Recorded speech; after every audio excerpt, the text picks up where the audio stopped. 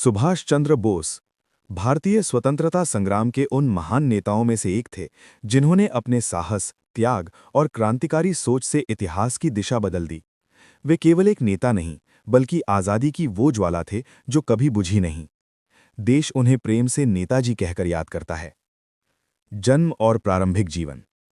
सुभाष चंद्र बोस का जन्म 23 जनवरी 1897 को कटक, ओडिशा में हुआ।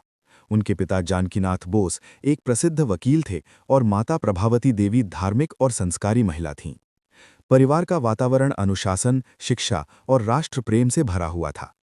बचपन से ही सुभाष तेज बुद्धि, दृढ़ निश्चय और स्वाभिमानी स्वभाव के थे। वे अन्याय के खिलाफ आवाज उठाने से कभी नहीं डरते थे। उनके मन में देशभक्ति की भावना बहुत कम उम्र में ही जाग चुकी थी। शिक्षा और विचारों का विकास। सुभाष चंद्र बोस ने अपनी प्रारंभिक शिक्षा कटक में प्राप्त की और बाद में प्रेसिडेंसी कॉलेज कलकत्ता में दाखिला लिया।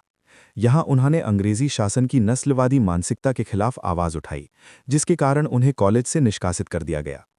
इसके बाद वे उच्च शिक्षा के लिए इंग्लैंड गए और कैम्ब्रिज विश्वविद्यालय से शिक्षा प्राप्त की। उन्होंने भारतीय सिविल सेवा ICS की परीक्षा भी उत्तीर्ण की, जो उस समय सबसे प्रतिष्ठित मानी जाती थी। लेकिन देश की गुलामी उन्हें स्वीकार नहीं थी। उन्होंने एक सुरक्षित और सम्मानजनक नौकरी छोड़कर भारत की आज़ादी के लिए संघर्ष करने का कठिन रास्ता चुना। स्वतंत्रता आंदोलन में प्रवेश।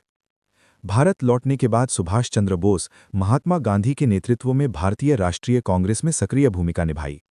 वे चंद्रशेखर आज़ाद, देशबंधु चित्तरंजन दास जैसे नेताओं से बहुत प्रभावित थे। बोस का मानना था कि अंग्रेज सरकार को केवल अहिंसा से नहीं, बल्कि सशक्त संघर्ष से ही हटाया जा सकता है। यही कारण था कि उनके विचार कई बार गांधी जी से अलग रहे, फिर भी वे कांग्रेस के एक लोकप्रिय और प्रभावशाली नेता बन गए। कांग्रेस अध्यक्ष और मतभेद। सुभाष चंद्र बोस को 1938 और 1939 में भारतीय राष्ट्रीय कांग्रेस का अध्यक्ष चुना गया। उन्होंने कांग्रेस को अधिक आक्रामक नीति अपनाने का सुझाव दिया, लेकिन कांग्रेस के भीतर मतभेद बढ़ते गए और अंततः उन्होंने अध्यक्ष पद से इस्तीफा दे दिया। इसके बाद उन्होंने फॉरवर्ड ब्लॉक नामक नया राजनीतिक दल बनाया ताकि वे अपने विचारों को स्वतंत्र रूप से आगे बढ़ा सकें। गिरफ्तारी और साहसिक पलायन। ब्रिटिश सरकार सुभाष चंद्र बोस की बढ़ती लोकप्रियता से डर गई थी और उन्हें नज़रबंद कर दिया गया, लेकिन नेताजी ने हार नहीं मानी। 1941 में वे भेस बदलकर भारत से निकल गए। ये घटना भारतीय इतिहास की सबसे साहसिक घटनाओं में से एक मानी जाती है। वे पहले अफगानिस्तान, फिर जर्मनी और अंततः जापान पहुंचे। वहां उन्होंने भारत की आज़ादी के लिए अंतर्राष्ट्रीय समर्थन जुटाने का प्रयास किया। आज़ाद हिंद फौज का गठन। जापान की सहायता से सुभाष चंद्र बोस ने आज़ाद हिंद फौज का पुनर्गठन किया। ये सेना भारतीय सैनिकों से बनी थी, जिनका लक्ष्य था भारत को सशस्त्र संघर्ष से आज़ाद कराना। नेताजी का प्रसिद्ध नारा, तुम मुझे खून दो, मैं तुम्हें आज़ादी दूंगा, लाखों भारतीयों के दिलों में जोश भर गया। आज़ाद हिंद फौज ने दिल्ली चलो का नारा दिया और भारत की सीमा तक पहुंच गई। हालांकि सैन्य सफलता पूरी तरह नहीं मिल सकी, लेकिन इस प्रयास ने ब्रिटिश शासन की नींव हिला दी। नारी शक्ति और नेताजी।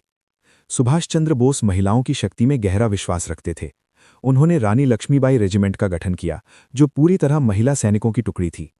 ये उस समय एक क्रांतिकारी कदम था और भारतीय समाज में नारी सशक्तिकरण का प्रतीक बना। रहस्यमय अंत। 18 अगस्त 1945 को सुभाष चंद्र बोस की मृत्यु को लेकर आज भी रहस्य बना हुआ है। कहा जाता है कि ताइवान में एक विमान दुर्घटना में उनकी मृत्यु हुई, लेकिन इसके पुख्ता प्रमाण आज तक नहीं मिल सके।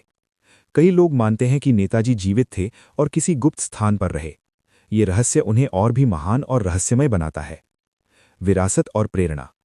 सुभाष चंद्र बोस ने भारतीय स्वतंत्रता संग्राम को नई दिशा दी। उन्होंने ये साबित किया कि आज़ादी के लिए साहस, बलिदान और आत्मसम्मान सबसे जरूरी हैं। उनके विचार, उनके नारे और उनका जीवन आज भी युवाओं को प्रेरित करता है। नेताजी केवल इतिहास का हिस्सा नहीं है,